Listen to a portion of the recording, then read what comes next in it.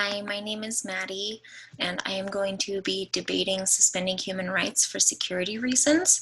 I will be taking side B, and that states do not have to suspend protecting human rights for security reasons. I'll be going about this in an approach to United States current human rights violations for what they perceive as a threat to national security. And the first thing that I wanted to point out is that human rights are rights we have simply because we exist as human beings. They are not granted by any state. These universal rights are inherent to us all, regardless of nationality, sex, national or ethnic origin, color, religion, language, or any other status. They range from the most fundamental, the right to life, to those that make life worth living, such as rights to food, education, work, health, and liberty. Violations of human rights are among the root foundations of each form of uncertainty and variability. Failure to guarantee good governance, the impartial rule of law, and comprehensive social justice and expansion can trigger dispute as well as commercial, political, and social turmoil.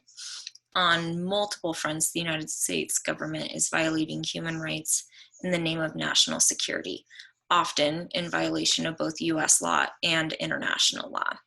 And the first thing I wanted to touch on is in regards to immigration. US authorities have forcibly separated thousands of families seeking asylum, deliberately inflicting extreme suffering that is tantamount to torture in some cases. The authorities also detained asylum seekers arbitrarily and indefinitely as a means of deterring them from seeking protection and compelling them to give up their asylum claims, thereby inflicting cruel, inhuman, or degrading treatment or punishment. It's been found that children, women, and older people, LGBTI people, and persons with disabilities or acute medical conditions were at particular risk of such ill treatment from the agony of arbitrary detention and inadequate detention facilities. Asylum seekers were detained for up to several years without the opportunity for parole, as parole requests were subject to blanket denials by US immigration authorities. And basically, human rights have completely been disregarded when it comes to immigrants seeking refuge in the United States, and leads to serious issues, not just from the ways they are treated by the US government when seeking asylum, but also the kind of life that they are being forced to go back to living because they are viewed as illegal or alien, and therefore a perceived threat to national security. My second topic is the use of force in other countries that puts human lives at risk.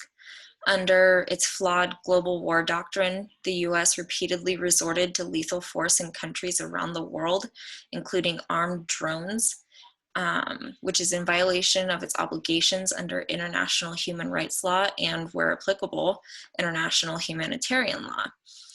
NGOs, UN experts, and news media outlets have documented how such strikes inside and outside of zones of active armed conflict arbitrarily deprived protected individuals, including civilians, of their right to life and may have resulted in unlawful killings and injuries, in some cases constituting war crimes.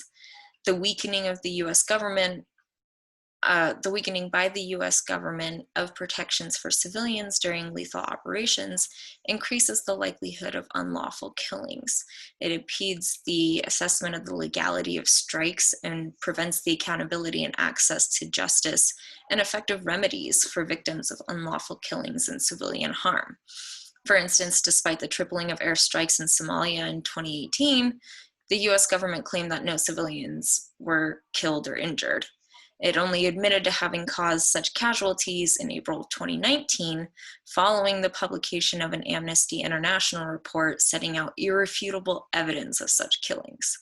Despite calls by UN human rights experts and others for clarifications of the legal and policy standards and criteria the US applies when using lethal force outside of the US, the government continued to be neither transparent nor forthcoming.